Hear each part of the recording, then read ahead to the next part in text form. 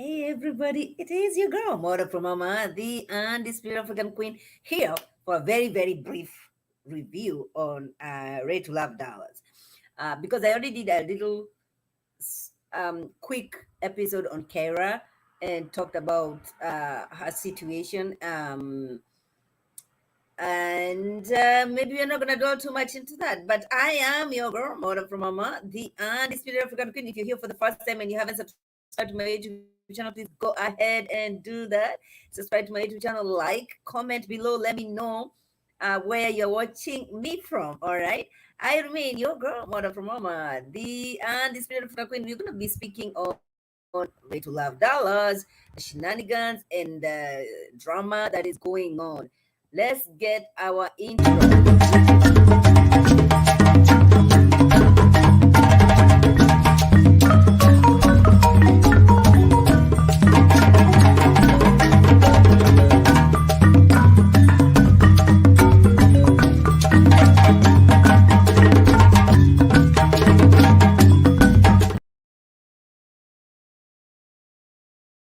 Everybody, it is your girl, Mora from Mama, the undisputed African Queen. You're here for the first time. You haven't subscribed to my YouTube channel. Please go ahead and do that. We are speaking on love and marriage. No, ready to love dollars and the drama that's been going on. I don't understand where the heat is coming from when it comes to the ladies. We don't see that heat when it comes to the guys. I think the competition is really competitioning. You know what I mean? I feel like all these girls, they're beautiful girls. They all came to the show thinking that they're gonna be it, and then they realize, oh my gosh, I'm not it. Oh my gosh, nobody's checking for me. And now that causes a whole lot of drama. We see them going to different dates. One of my favorite dates was Chris. Ninja King, of course, don't play with me. What's my favorite? I love the way Jessica went over there when he was. Now tell me, this is why I say it's good, because tell me, in the history of Ready to Love, have we seen anybody, any cast member at their workplace? No, we have not. Thank you, Chris, for introducing this. Okay. We see you doing big things over there. All right. So he's over there, and Jessica shows up with some lunch, and they're talking. And Chris is saying, I know you're very, she's a boss girl, she's a boss lady, and there's a way she communicates. But Chris is saying, when it comes to me, you're going to have to show some respect. You're going to have to talk to me in a certain way, not the way you talk to everybody else. And I get that. I agree with that. Anyway, the conversation went on. Remember, they had been told by Tommy, go and express your doubts on whoever that it is that you're gonna go on a date with. So, Jessica is saying one of the things that I have been having issues with, it's because you haven't been communicating. All right, I've been waiting for you to call me, to text me, to do whatever. We haven't received that yet. Now, Christopher, I need you to step up your game, because Jessica is a good girl. Jessica is beautiful. Jessica looks like she's established.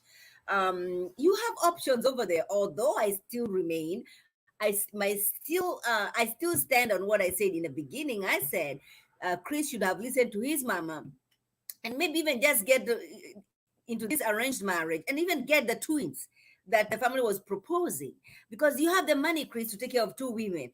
I mean, money is not an issue. Okay, I feel like he should have just continued and gotten engaged to the two twins from Africa. He'll be doing amazing things, if you ask me. Yeah, he'd be having a kingdom in Dallas. Okay. Anywho, we see, who else do we see? We see Janelle and Q. Lovely dad. Q is very smitten. He is ready to adopt. Okay. Now Janelle is 41. He's 33. Okay. Now they have never talked about adoption, but now Janelle brings it up and is like, you know what is your timeline? I am 41 years old. We are not getting young over here. Are you open to adoption? And she said, yes, I'm ready to adopt. Listen, that guy is ready to do anything for Janelle. That guy is ready to do anything for that. It's like, if it's adoption, it's okay. I'm going to adopt as long as I don't lose you to Herbert. Hi, Mr. Mira. Thank you for stopping by. Anywho, and you have to realize also, Q knows there's a competition between him and Harbor towards Janelle girl. All right. And Janelle is a beautiful girl. She knows what she wants. First of all, listen, I feel like she's very she likes saying, stop playing with me. stop playing with me. You know, when I was on her live and she was coming for me, she told Maud, stop playing with me. I was like, ain't nobody playing with you. Just don't pull up. Don't pull up over here because you don't fight. Anywho, she tells Kara girl that I, first of all, I don't have to talk to you. In fact, I will not be talking to you, speaking to you. Listen, nobody wants to hear that you don't want to talk to them, that you don't like them. No, I'm not even defending this Kyra girl because Kyra, the boots girl, she has been confusing me every time she was introduced to the show. Okay, whether it's her boots, whether it's the way she talks, whether it's the way she thinks that she's a. I like the way Janelle put her in her place. Okay, first of all, you thinking that you're the closer to the white, it's not a prize. Is it a prize that and and then she puts out this statement on IG, which made me more angry and annoyed. Because who is it that she's telling that she's black? Who is it in this country or in the world that Kara is trying to say that she's black? And then she went on ahead and she had an interview with this girl. What's her name? Crystal girl. All right. And she continued, she doubled down. What did she say? She said, I went to LSU, I was cheerleading when Odom Beckham was playing over there. And I'm like, so why are you single? Okay, so if you were in LSU and you were meeting all these big guys in NFL, why are we here? And if this is a career that you did many, many years ago, but I mean, if you did it when Odom Beckham was playing, I'm thinking, those are many years ago. I mean, why are we still talking about you cheerleading and being childish on national television? Can somebody tell me? I mean, is this just because you're a cheerleader? That's a big thing in this country? Is what I don't know. Is that a big thing? Is that a big deal to be a cheerleader? Is it paying your bills? And then she says, another thing that annoys me is she opens her mouth and she says, every time I open my mouth, I'm proper. I'm proper. Now, who is not proper on this cast? And somebody tell me who among these women, when they speak, they are not proper. English is not their first language. It's their first language. It's not like me. The English is not my first language. So you guys can extend grace. But all these women on Radio Lab, Dallas, they are business ladies. They have their credit score maybe is way better than yours, Kara. They are running their businesses. They are beautiful. They're carrying themselves in class, not you, running and doing funny things, not you making ignorant statements. And so when you go to your confession and say, you know what, Janelle and Jessica think that I'm ignorant. No, it is what you have talked about. It is a statement that you put out there that really make you ignorant. Now, I don't know if she is ignorant per se, but she has made very ignorant statements. Okay. And this girl she never needed to be on the show. Mm-hmm. Now, what is it an accomplishment also to be raised in a suburb, where, like you are the only minority?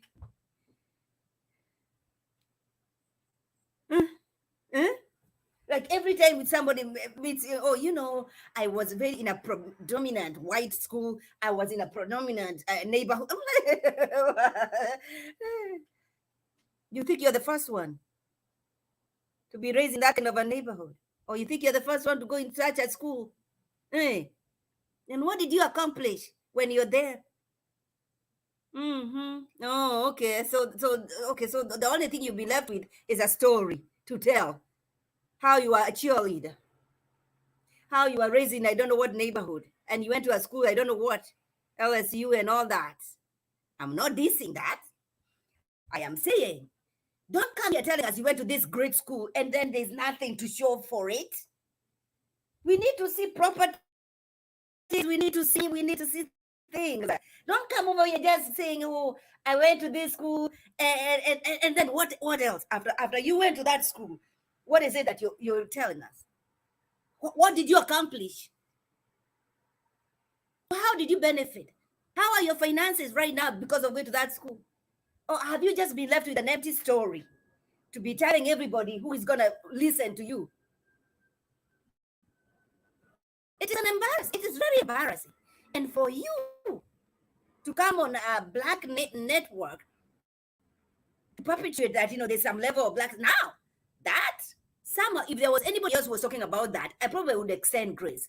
But Kara, I'm not going to extend grace to her, right? If it was somebody else who was saying, you know what, there's some level of blackness that I am not, because I look back and I say, you know what, I wasn't on the streets when Black Lives Movement was going on. I never went out there to, protest and all that. That's activism. Whether it's LGBT community, black people are there, advocating for equal rights and all. Not everybody is there. Those are levels of activism that, we get to see. I get that. I get when Marie is saying, you know what, I live a black life. I want somebody, a wife who's going to be with me every step of the. I get that. I do get that. Unfortunately, I do not want Kyra to be delivering this message, is what I'm saying. She cannot be the one delivering the message. She cannot be. If there was somebody else who was talking about that, we can receive that. She has already diluted the message because of the way she's been talking outside, the way she's been carrying, not really carrying herself, because I haven't seen anything that I would criticize on how she has behaved on the show. It is when she opens that mouth of hers, now it makes me what is she saying? What did she say? That I'm the next and my best friend is white. She said that. She said my best friend is white. So is that an accomplishment? At 30 years old, born and raised in this country, you think that's a prize? Now, if you are my uncles and my uncles, back in the day when they would come to America and they would get married, if you bring back home a white woman, oh my gosh, the whole village is celebrating. Because we think, when you see a white person, you see money, you see all those things, back in the day. It doesn't fly now. No, it doesn't. And so to come to this country and see an educated black woman, beautiful woman, we try to say my uncle is black. Kyra! My brothers are black. What the heck? Are we Steve Wonders of this world? Are we Steve Wonders? That we cannot see your ass is black? That I cannot see that? That you need to put a statement saying that, you're black?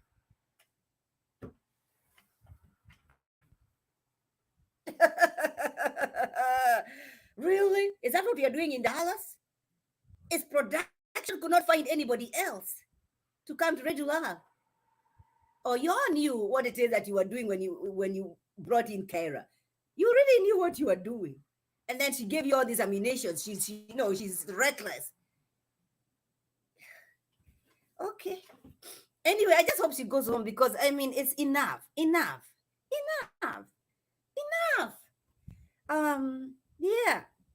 Listen, are you guys enjoying Great Love, Dallas? Do you think that the drama is extra when it comes to the women? Now, listen, I don't know, but I was like, yes, Janelle, put her in her place. I was like, yes, Janelle.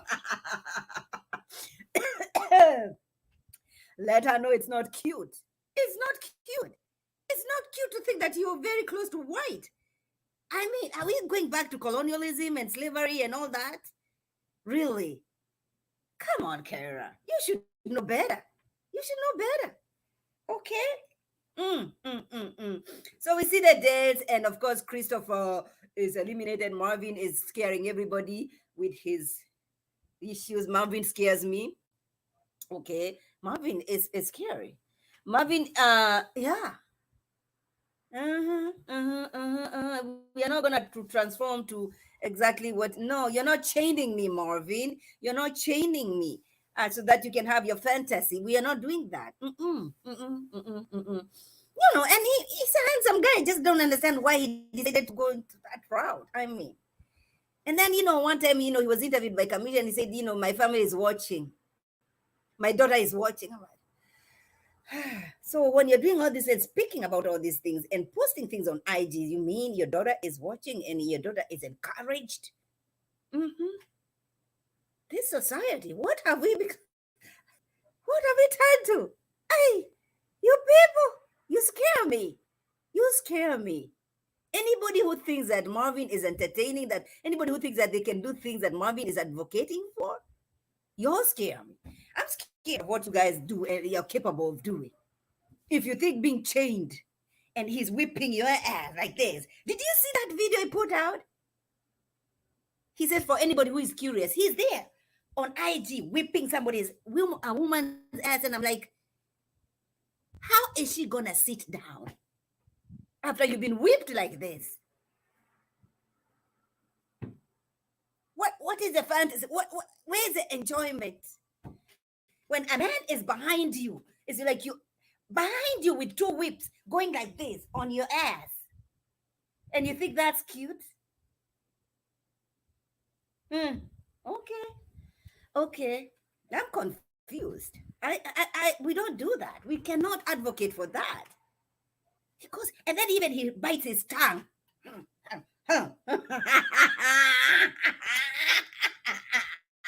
Marvin, listen. I thought that Marvin, when Marvin was introduced, he was a good-looking young man. Um, we are not. Yeah, Tina. We are not. Nobody's beating us over. No. Ah, you go check him out on his IG. See how he's whipping people. You tell me where the fantasy is. You tell me what is there to enjoy? What is there to enjoy when somebody is beating you with like it's whip two of them goes like this like that. Where is the enjoyment? You have lost your ways. Hmm. Mm-mm. And then you do that on national television and you're advocating for it. I mean, am I missing something? Am I very conservative? I don't want to be introduced to that kind of and no, no, let's not do that. Let's not do that. But anywho, so two guys go home. Christopher, who is like a junior red, who is ready to tell everybody, this is my job. I am a fashion designer, or whatever. I ran on New York fashion show and all that. Okay, okay, Christopher, and you shading the girl, Sierra girl, because she asked for an expensive bag. Okay, I like the shade. I like the shade. But anywho, Christopher goes home, and Marvin, of course, Marvin. I don't even understand why he stayed this long. Okay, I mean, he has sold his agenda. He has, taken advantage of the platform. I am not heading for it. I'm just like I'm not. I don't buy that kind of product. Okay. Now, Marvin, I wish you well. I'm not heading. I mean, if you find people who really are gonna enjoy that kind of stuff that you do, good luck with that. Good luck with that. I just no, we don't do it over here. All right. And then Christopher goes home. So next episode, we see they are being introduced to their exes. Now, Chris Niger guy, your ex is really not there to. She's not on your side. We're gonna have to wait and see how that conversation goes. But I'm here for Chris. Chris, the Niger guy, handsome, pockets are deep. Yes. All right. And then we see who else. Did you guys see Jessica and Janelle saying, "Me and my and this household, we shall serve the Lord"? Yes, I'm with them on that. Marie, what is that you try to introduce to the girls? Hmm. Anywho, you guys, listen, we always do this live on Fridays. I wasn't able to do it on Friday. Maybe I should be doing it on Mondays. You know what I mean? But if you are new here, you haven't subscribed to my YouTube channel, please go ahead. I remain your girl, Mother from Mama, the undisputed African queen. Subscribe, like, share, comment below. Let me know where you're watching from. Let me know if you're enjoying Ready to Love Dollars. What are your thoughts? We have a second season coming up. All right. Are you excited about dollars? And these curveballs that Tommy keeps throwing curveballs, and does it make any sense? Does it change anything? I don't think so. Same story, same story. Let me know, you guys. I am your girl, Mother from Mama. from Mama, the undisputed African Queen. I wish you the very best. Enjoy your night, and I will see you guys very, very soon. Thanks for watching, everybody.